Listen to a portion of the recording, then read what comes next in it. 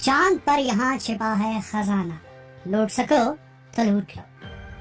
ये है near side of the moon, चांद का वो हिस्सा जो हम पृथ्वी पर खड़े होकर देख सकते हैं। और ये है dark side of the moon, far side of the moon, जो पृथ्वी की तरफ कभी नहीं दिखता। दुनिया के 3 बड़े देश अमेरिका, रशिया और चाइना नियर साइड में उतर चुके हैं। फार साइड में उतरने वाला अभी तक केवल एक देश है, वो है चाइना। दूसरा देश भारत हो सकता है। तो आपको बता दें, जहां चंद्रयान 3 उतरने वाला है फार साइड, डार्क साइड में इतिहास रचते हैं, वहीं पर मौजूद है बहुत सारा खजाना। और वहां खजाना मिलने के बहुत सारे सबूत मिल चुके हैं दोस्तों। यकीन नहीं हो रहा आपको? तो ध्यान से सुनिए।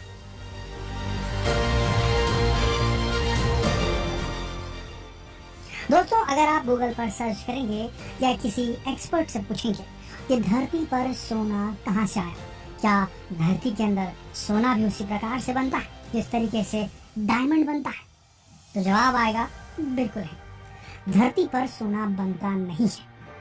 धरती जो पिंड था, जो अपने जन्म के वक्त आज से 4.5 बिलियन साल पहले, उसके अंदर अगर सोना रहा होगा तो रहा होगा, अन्यथा सोना जो है वो पृथ्वी पर आज से 4 बिलियन साल पहले जो मीटियोराइट्स की शावर हुई थी, जो उल्का पिंडों की शावर हुई थी, जो एस्टेरॉइड्स की शावर हुई थी, उससे उनमें मौजूद था गोल्ड का डिपॉजिट, जो गर्म आज से 4.5 बिलियन साल पहले पृथ्वी एक जलता पिंड था, एक ऐसा पिंड जहाँ की धरती पर सिर्फ लावा ही लावा था। और उस वक्त ऐसे मीटियोराइट्स और एस्टेरॉइड जिनके अंदर सोना था वो आकर टकराए। उस वक्त मॉल्टन लेयर होने की वजह से, पिघली हुई सतह होने की वजह से, ये जितने भी भारी एलिमेंट्स थे ये अंदर घुस गए धरती के, उसके क्रस्ट और मेंटल तक। देखिए 3 लेयर में डिवाइड किया गया है अर्थ के लेयर्स को। पहला अंदर जो बीच में कोर है मॉल्टन, जहाँ पर मेटल्स वगैरह है, वो उसके बाहर आता है मेंटल, और उसके बाहर आता है क्रस्ट। हम क्रस्ट की सतह पर रहते हैं,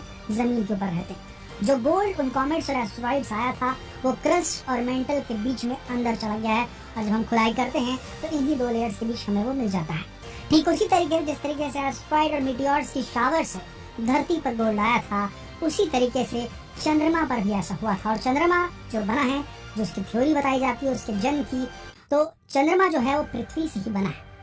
बताया जाता है, ऐसी थ्योरी दी जाती है कि चंद्रमा का जन्म तब हुआ जब धरती से, पृथ्वी से आज से 4-4.5 बिलियन साल पहले एक मंगल ग्रह के साइज का पिंड आकर टकराया धरती से, और धरती का एक हिस्सा और जो पिंड आया था वो मिक्स होकर के चंद्रमा बना धरती का, और वो ऑर्बिट करने लगा धरती को, परिक्रमा करने लगा धरती की। और इसी मून में वो मटेरियल मौजूद हो सकता है जिसे हम गोल्ड कहते हैं दोस्तों। तो गोल्ड इस वजह से पाया जा सकता है चंद्रमा पर। अब बात आती है चंद्रमा पर कहां पर, किस जगह पर खुदाई करने से इस प्रकार के मेटल्स मिल सकते हैं, रेयर मेटल्स, प्रेशियस मेटल्स, और इवन प्रेशियस स्टोन्स। क्यों नहीं हो सकता, प्रेशियस स्टोन्स भी मिल सकते हैं। देखिए बताया जाता है कि चंद्रमा का जो एक एरिया है जिसे हम फार साइड कहते हैं, वहां की क्रस्ट, जो क्रस्ट लेयर होती है ऊपर धरती की, वो मोटी है बनिस्पत जो नियर साइड है उसकी, यानी वो साइड जो धरती की तरफ फेस करता है, उस साइड पर जो जमीन की मोटाई है क्रस्ट की वो पतली है और दूसरी तरफ मोटी है। ये कैसे पता चला आपको बताते हैं। Gravity recovery and interior laboratory, GRAIL, ये एक मिशन भेजा गया था, और इस मिशन ने जो क्रिस्टल थिकनेस थी मून की वो पता की। तो पता चला कि लगभग अप्रोक्सीमेटली 30 से 40 किलोमीटर की जो क्रस्ट है उसकी थिकनेस है near side of the moon में, जबकि 50 से 60 किलोमीटर की थिकनेस है जमीन के क्रस्ट की, जो लूनर जो जमीन है उसके क्रस्ट की on the far side. Far side का जो क्रस्ट है वो मोटा है, नियर साइड का क्रस्ट जो है वो पतला है। तो अब चांसेस ये हैं कि वहीं पर ज्यादा डिपोजिशन हुआ है, और वहीं पर चांसेस है कि ज्यादा मात्रा में गोल्ड मिले। देखिए वो नियर साइड में भी मिल सकता है, लेकिन चांसेस फार साइड में मिलने के ज्यादा है। यह वही इलाका है जहां पर चंद्रयान 3 लैंड करने वाला है दोस्तों। अब देखना ही होगा कि वहां पर किस प्रकार से इसकी खोज की जा सकती है। अभी दूसरी चीज मैं आपको बता दूं, जो सबसे इंपॉर्टेंट है, जो खोज हुई थी, ये कंफर्मेशन कि सोना एक्चुअल में मौजूद हो सकता है, वो कब मिला आपको भी बताते हैं। अक्टूबर 2009 नासा एल क्रॉस नाम से एक स्पेसक्राफ्ट भेजता है और इसके अंदर में एक बूस्टर रॉकेट लगाया जाता है। इस बूस्टर रॉकेट का काम था कि ये 6000 मील प्रति घंटे की रफ्तार से चंद्रमा की धरती के उसके जमीन से टकराए और उससे जो धूल उठे उसे स्टडी करे और उसमें पानी के कण को खोजे। ठीक वैसे ही हुआ। एल क्रॉस गया, उसके अंदर से बूस्टर रॉकेट निकला और 6000 मील प्रति घंटे की रफ्तार से उसने इम्पैक्ट किया चंद्रमा की धरती पर और वहां से गुबार उठा। उस गुबार को स्टडी करने के लिए उसके जस्ट बाद, एल क्रॉस के जस्ट बाद एक और स्पेसक्राफ्ट भेजा गया था जिसने अवशोषित कर लिया, अब्सॉर्ब कर लिया उस प्लूम को जो नीचे से निकला और उसे जब उसके अंदर स्पेक्ट्रोमीटर लगा था और उसे जब स्टडी किया गया तो पता चला कि उसके अंदर कुछ केमिकल्स डिटेक्ट हुए हैं जिनमें था carbon monoxide, carbon dioxide, ammonia, sodium, hydrogen and small traces of gold, silver and mercury. यहीं पर से पता चल गया, कंफर्मेशन हो गया कि भैया चांद पर सोने का भंडार हो सकता है। समझ रहे आप?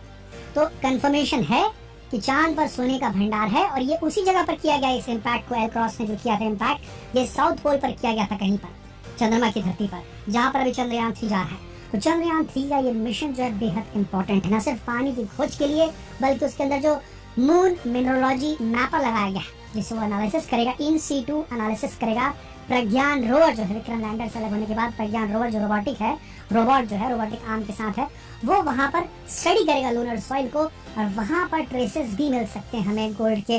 अगर गोल्ड डिपॉजिट को सही तरीके से खोज लिया गया, हीलियम 3 डिपॉजिट को सही तरीके से खोज लिया गया, ट्रेस ऑफ आइस, बर्फ की मौजूदगी को वहां पर रिकॉर्ड कर लिया गया, तो ये बहुत बड़ी उपलब्धि होगी चंद्रयान 3 मिशन की। तो दोस्तों ऑलमोस्ट कंफर्म है कि चंद्रमा पर सोने के भंडार होंगे ही होंगे, क्योंकि एक ही जगह इम्पैक्ट किया गया और उसी इम्पैक्ट में गोल्ड के ट्रेस अगर निकल रहे हैं तो ये मान के चलिए कि गोल्ड बहुतायत मात्रा में मौजूद हो सकता है चंद्रमा की सतह पर। और सिर्फ गोल्ड ही क्यों, गोल्ड से ज्यादा महंगे रेयर अर्थ मेटल भी मौजूद हो सकते हैं चंद्रमा की धरती पर।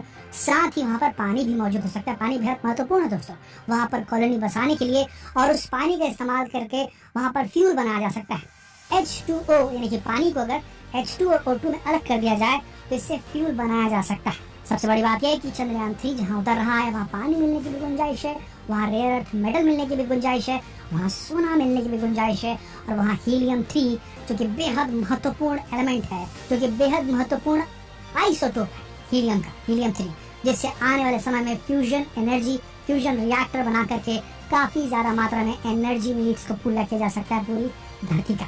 इस पर हमने पूरी डिटेल वीडियो बनाई है, इससे पहले जो हमने अपने चैनल पर डाली थी, अगर नहीं देखी आपने तो जरूर देखिए। तो ये महत्वपूर्ण कदम है इसरो का चंद्रयान 3।